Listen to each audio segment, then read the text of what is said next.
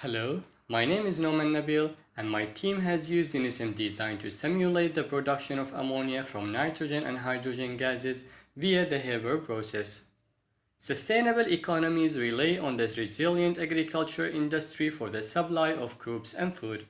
Ammonia is an important precursor for the manufacture of NPK fertilizers, and this is why we have chosen to produce ammonia. According to statistics in 2018, the global demand for ammonia is assumed to rise steadily by 1.5% per year. Not only is ammonia used to make fertilizers such as ammonium nitrate or ammonium sulfate, it's also used to produce nitric acid, explosives, cleaning agents, and urea. Therefore, the objective of our project is to model ammonia synthesis in a steady-state mode using Unisim design. We target to produce 30,000 metric tons of ammonia per year in a chemical plant operating 15 hours daily for 330 days in a year. A mass flow rate of 6063.3 kg ammonia per hour was targeted in our simulation. Before we dive into the simulation and its methodology, I would like to offer a little background on ammonia production. It's produced from nitrogen and hydrogen gases. Nitrogen gas can be obtained from the cryogenic separation of air, whereas hydrogen gas is sourced from the steam methane reforming and water gas shift reactions. In our simulation, we have portrayed the production of hydrogen gas as well. Throughout our presentation, we will be discussing on our chemical process, methodology, simulation, results, and our conclusion. Before I pass the presentation to my teammate, please allow to explain the Haber process. As you can see, 1 mole of nitrogen gas and 3 mole of hydrogen gas react in a dynamic equilibrium to produce ammonia gas. Based on Leach's principle, the reaction is favored by a lower temperature, as it's an exothermic reaction, and higher pressure since there are fewer ammonia molecules on the right-hand side. Now my friend will take over the presentation. Hello, my name is Ibrahim Khalid. I will be talking about chemical process selection. We have chosen to simulate the production of ammonia from hydrogen and nitrogen gases feedstock. We will concentrate on the production of ammonia in our discussion, but in our simulation, we have included the synthesis of hydrogen gas from steam methane reforming and water gas shift reactions as well. We have 8 unit operations, which includes mixer, equilibrium reactors, black flow reactor, component splitter, separators, compressor, splitter, and heat exchangers. Heat exchangers were added after heat integration to improve the energy efficiency of our plant. Heating and cooling requirements were provided by heaters and coolers respectively. Please view our process flow diagram without heat integration in the next slide for an overview of our entire process. Thank you. Hello, my name is Shoaib Omar and I will be discussing on the methodology. We have used Unisim design since it accommodates simulations involving hydrocarbons such as methane. We start in the basis environment. First, we selected the components which were methane, water, carbon monoxide, carbon dioxide, hydrogen, nitrogen, and ammonia. And then we saved it as component list 1. Secondly, we selected our fluid package, Peng Robinson. We chose Peng Robinson because it was the most updated fluid package in Unisim, which allows for vapor-liquid equilibrium calculations. Next, we added our reactions, reformer reactions and shift reactions. These two reactions were modeled as equilibrium reactions since the data for the rate constant K and temperature T were available in the software.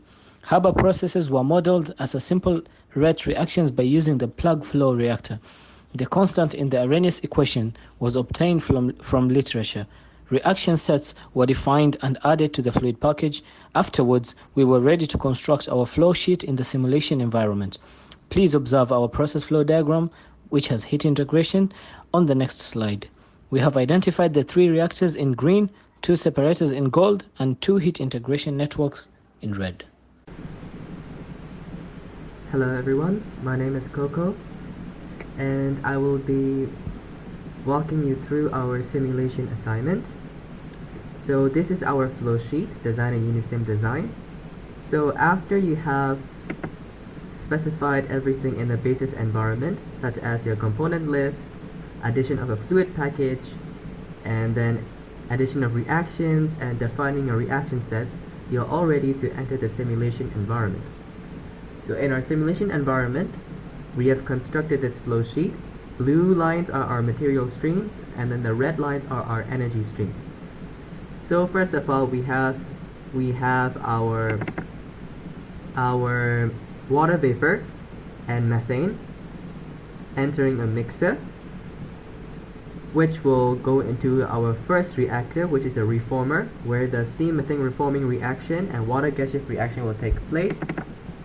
This is given in here. There are two reactions taking place in here. So basically, to design a reactor, you have to specify the inlet, the vapor outlet, and the liquid outlet. Next, you need to decide on your pressure drop. We assume no pressure drop, zero pressure drop. Okay, and then you can specify the temperatures that you want. So by specifying the temperature of the overhead and the bottom streams, you can obtain the duty for the reactor. Same applies to the next equilibrium reactor, which models the low temperature water gas shift reaction. And then after the reaction, the gases enter a splitter where carbon dioxide gas is removed at the bottom, and then the gases are then routed into a separator to purify the hydrogen gas, and water is removed at the bottom. So the top part deals with hydrogen gas production, and then the bottom part will deal with production of ammonia. The produced hydrogen gas reacts with nitrogen gas stream S16, and then the pressure is raised to 200 atm in the compressor, and then the feed gases enter a plug flow reactor. A plug flow reactor is one of the most accurate reactors because it works on the kinetic information. So if you would like to see the kinetic information, you can check the Haber process, the Haber reaction, view the reaction. This is a simple rate reaction where the kinetic information is governed by the Arrhenius equation, where the constant A, the pre-exponential factor A value, and then the activation energy is obtained from literature. So inside the plug flow reactor, again, you need to connect all the inlet and outlet streams. You need to specify what reaction this is, and then you need to specify the tube dimensions. So these are tube dimensions. The volume is 2 meter cube, and then the length of the length dimension is 5 meter, and then we use 5 tubes. And in a worksheet, you can specify the temperature of the outlet stream so the duty can be calculated. Next, the produced ammonia enters a separator for purification. So based on this whole setup, we were able to achieve our targeted mass flow rate of ammonia. So temperature is very important. So the way to heat up or cool a stream is by using the heater, arrow pointing down, and cooler, arrow pointing up. You can maximize your heat recovery by heat integration. Basically, how you do heat integration is you just check. You can couple this heater and cooler, heater and cooler, heater and cooler in here. Then you just check their duty. For example, the heat flow is 1.384 into 10 to the power of 7 kilojoule per hour, and the heat flow here is 3.426 into 10 to the power of 6 kilojoule per hour. So obviously this is in excess, so you can replace this with a heat exchanger. Same goes for this one. This is 10 to the power of 7. This is 10 to the power of 6. So obviously this is in excess. This remains. You can replace this with the heat exchanger. But for this one, the duties are 10 to the power of 7 in here, 10 to the power of 7 in here. It's not that much of a difference. It's 1.9 and this is 1.5. You can install a heat exchanger in here. However, this will raise the temperature of this stream from 743.5 to 1200. which is way above the operating temperature range. So we will not install a heat exchanger network in here. So now this is our new flow sheet with the heat integration. See, we have a shell and tube heat exchanger in here. So basically for a shell and tube heat exchanger, you need to identify which goes into the tube side and which goes into the shell side. So this is based on your assumption. Normally the high pressure stream will go into the tube side. Okay, and then for the parameters, you need to determine the pressure drop. For us, we assume pressure drop is 0. And then you can change how many tube passes, how many shell passes.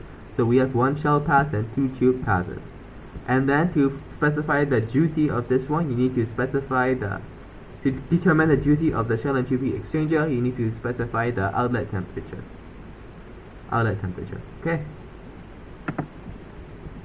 Same goes with this heat exchanger. So overall, we were able to recover around 35% of heat recovery, which will be discussed by my teammates very much. My name is Mohsen Khalid, and I'll be explaining our results. From the feedstock of methane and steam with flow rate 266.9 kmol per hour and 400.3 kmol per hour respectively, we have managed to produce 703.27 kmol per hour of hydrogen from steam methane reforming and water gas shift reactions. The percent conversion for hydrogen gas was 61.28%. After purifying hydrogen gas in separator, we achieved 844.6 kmol of hydrogen per hour, which was mixed with 458.6 kmol of nitrogen per hour to produce 379.43 kmol of ammonia per hour in the plug flow reactor with 25% conversion.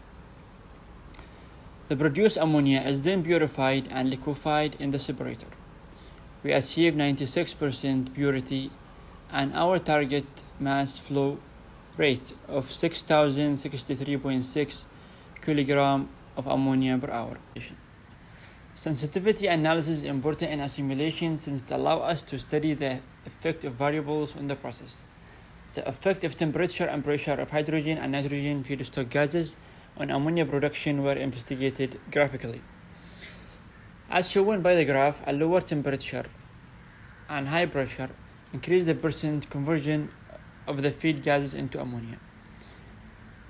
But in order to achieve our objective, we have kept the temperature at 450 degrees Celsius and pressure at 200 atm, which are values obtained from the literature. Analysis in our simulation will be provided as well. We have used trial and error method for heat integration to improve our plant's energy efficiency and save cost. By analyzing the duties of heaters and coolers, we were able to identify which one was in excess. The one in excess was kept, while the other was replaced by a heat exchanger, which managed to achieve the required heating or cooling with a lower duty. A total of 35.19% of heat was recovered from 2 heat integration networks. Moreover, to enhance ammonia production, a recycle stream was installed after purging the gases from the last separator in the flow sheet. Hello, I'm Khalid Naqib and I would like to conclude our presentation. As chemical engineering students, we have utilized the knowledge we have gathered in our simulation, heat transfer, chemical engineering process, and material and energy balance classes to complete our assignment. We would like to thank our lecturer, Dr. Fawzi, and everyone who helped and supported the completion of our project. In conclusion, we have successfully achieved our target to produce 30,000 metric tons of ammonia per year from hydrogen and nitrogen gases in chemical plant which operates for 15 hours per day for a total of 330 days per year. Thank you for listening to our presentation.